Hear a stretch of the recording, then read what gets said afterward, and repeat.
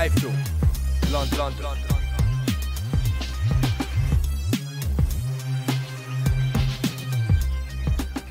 iFILM. This is Kugan Cassius for iFILM London. We're in London here for the Audley Harrison versus David Price press conference ahead of their fight on October the 13th. With me, I've got David Price. How you doing, David? My name's first, innit? I'm the champion. Do you want me to start that again? No, go on. Just to clarify, I am the champion. It's David Price versus Audley Harrison, isn't it? Yeah. All right. We can move on from this. Obviously, we didn't speak too long ago about this fight. Can you tell us a little bit about how your training camp's been going, David? Training camp only started properly last week. I mean, I've stayed in the gym all summer because I like to keep in shape, and it's my job really to stay in the gym. So it started properly last week, training camp. So it's going to be a 10-week job. But already I'm feeling good already. Fitness isn't an issue for this fight. I'm going to be fit regardless. It's tactically we've got to work out how to break Audley Harrison down as a fighter. I don't want to run into the same questions that we spoke about 2 weeks ago, but obviously you've come face to face with Audley today. You came face to face with him at Liverpool yesterday for a press conference. What sort of mood do you think Audley is in? Is it the same Audley that we all sort of know, or does he seem confident to you? No, it's not the usual Audley Harrison that we know. I don't think he's a bit more humble, but I don't think he's got a choice because of the last time people seen him in a boxing ring. It was a disappointing performance, but.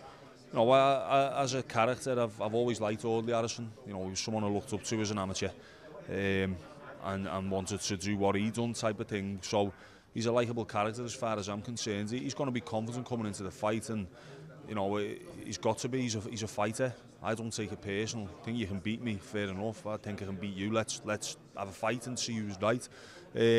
So yeah, he doesn't seem as usual. There's less aggression. He seems a bit more chilled out. There's less pressure on Audley to win than there is for me. I'm the one with everything to lose in this fight, but I'm not going to take anything lightly at all.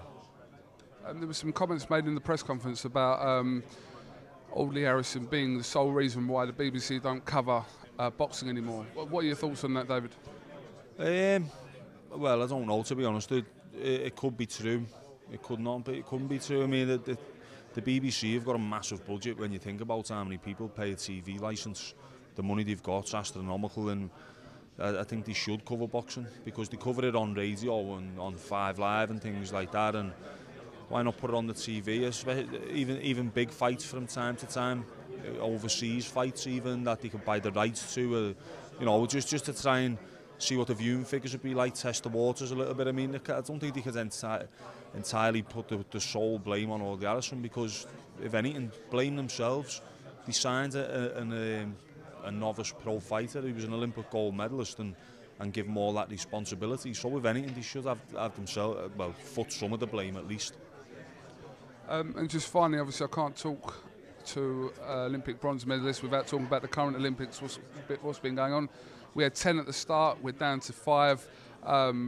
Touch on Thomas Stalker yesterday, very unlucky not to get the decision yesterday, wasn't he, by a point? Really unlucky. It was the decision was crazy as far as I was concerned, but it's one of them. You don't know, there's nothing you can say to Tom Stalker that's going to make him feel any better because he must be down in the dumps at the minute. He's given everything to become a medalist, at least in the Olympic Games, and it got taken away from him cruelly. So you know, it's one of them. I've seen it happen before many a time as an amateur, and something needs to be done so these things don't happen anymore. It's the only sport in the Olympics, I think, where it's subjective like that, like it is, and opinions differ on fights, and something needs to be done where the judges are more efficient and someone has to take responsibility for these decisions because it's people's livelihoods at the end of the day. It's the future. It's trying to secure a future for his family, and may not look as bright as it could have with a medal, but I'm sure he'll be okay regardless because he's a good he's a scouser, a good scouser. So he'll fight back, he'll come back, and you know he'll prove that he should have been an Olympic medalist. And I hope he turns pro and you know forges out a successful pro career. There's been some very questionable decisions in the Olympics in the boxing, but how do you look at it when it's one of our British fighters that are perhaps getting a decision over another fighter. How do you look at that? You know, do you look at it as you're happy for the fighter or the same way?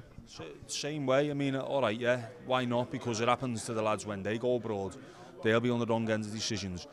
But if the fact that maybe Joshua or Gogo or Fred Evans were maybe a touch lucky to win one of their fights, if that has had an influence on how Tom Stalker's fight was judged last night, then it's not right. You know, it can't be one rule for one and a different for another. If you're gonna give the British lads the rub of the green, give them all the rub of the green. You know, it's a home Olympics. The crowds usually influence close fights like that, and you know, it can't. As I say, it can't be one rule for a couple of people and then it's different from the others.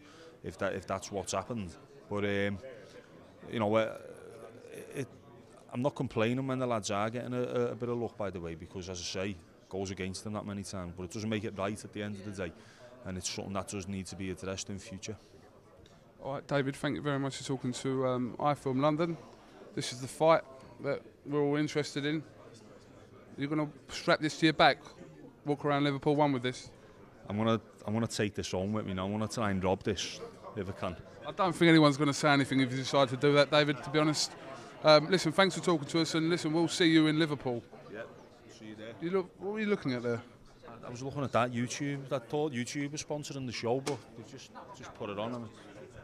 Oh yeah. Thanks for talking to us, David. All right, mate. Kugan Cassius with David Price here for iFILM London. Thank you very much.